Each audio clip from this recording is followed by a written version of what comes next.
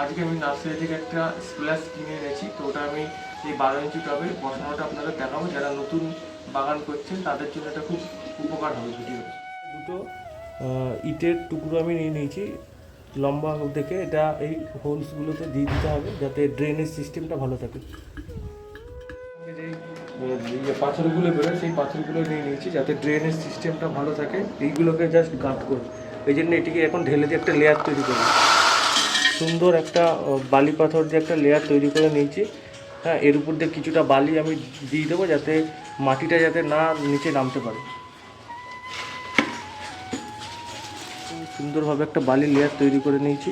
এরপরে আমি মাটিটা দেবো। মাটি এর মধ্যে কিছু মেশানো নেই, শুধু গোবর সার মেশানো। কিছুটা বায়ো সার আমি ইউজ করবো, গাছটা বসানোর আগে দিয়ে দিয়ে মাটিতে দিয়ে দেবো 1 মিনিট মতন। পুরো জল দিয়ে ভর্তি করে দেবো যাতে এবারে দেখবো যে ড্রেনেজ সিস্টেমটা আমার ঠিকঠাক আছে। যত